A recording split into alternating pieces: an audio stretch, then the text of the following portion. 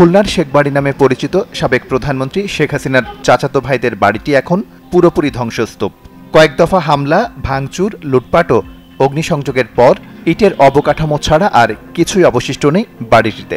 প্রায় ১.৫ মাস ধরে পুরোপুরি ফাঁকা পড়ে আছে আলোচিত বাড়িটি।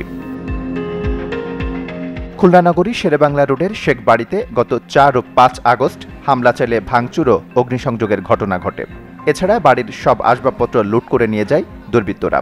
বাড়িটির মালিক সাবেক সংসদ সদস্য শেখ হেলাল, সাবেক সংসদ সদস্য শেখ জুয়েল, যুবলীগ নেতা শেখ সোহেল সহ ৫ ভাই।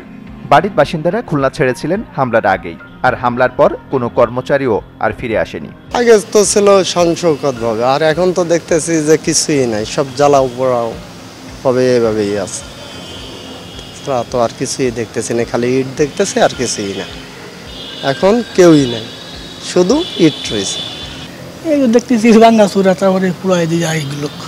আর এখন তো পরিত্যক্ত বাড়ি হিসেবে পড়ে আছে, যাদের কোনো মনে হচ্ছে কোনো রক্ষণাবেক্ষণের কোনো লোক নেই, কোনো মালিক নেই, এরকম একটা অবস্থা। আগে যেমন রাজবাড়ি হিসেবে মানুষ দেখতে যেতেন এবং যাওয়ার পথে মানুষ তাকিয়ে থাকতো, এখন রাজবাড়ি একটা পতিত রাজবাড়ি একটা ধ্বংসস্তূপে পরিণত হয়েছে।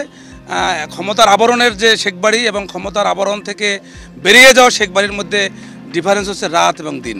বাড়ির একটা দরজা জানলা অবশিষ্ট নাই, একটা কাগজও পর্যন্ত ওখানে অবশিষ্ট নাই।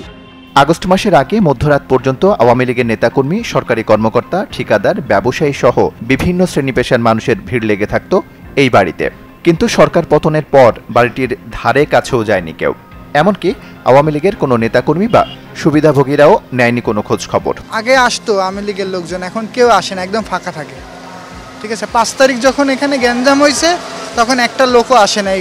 এই ভাঙচুর যখন হয়েছে বাধা দেওয়ার জন্য কেউ আসে নাই, একটা লোকও আসে নাই। সকাল থেকে রাত পর্যন্ত আগুন ধরাইছে, ভাঙছে, মাল লুটপাট করে নিয়ে গেছে, কিন্তু প্রতিবাদ করার মতন কোনো লোকই ছিল না। আশেপাশের লোকজন আসছে এখানে দেখার জন্য, পরিবেশটা দেখার জন্য আসছে, তাদের ঘর বাড়ি দেখার জন্য আসছে। না, এই বাড়িতে এখন কোনো মানুষ থাকে না, এখন পুরো বাড়ি ফাঁকা রয়েছে, এরকমই খোলা রয়েছে, বাড়ি গেট খোলা রয়েছে, এরকমই রয়েছে। গত ১.৫ যুগ খুলনার রাজনীতি, ব্যবসা বাণিজ্য সহ অনেক কিছু নিয়ন্ত্রিত হতো বঙ্গবন্ধুর ছোট ভাই শেখ আবু নাসেরের ৫ ছেলের এই বাড়ি থেকে। বিশেষ করে গত ৬ বছর খুলনায় ক্ষমতার কেন্দ্রবিন্দু ছিল শেখবাড়ি। আশিক তমাল, চ্যানেল 24।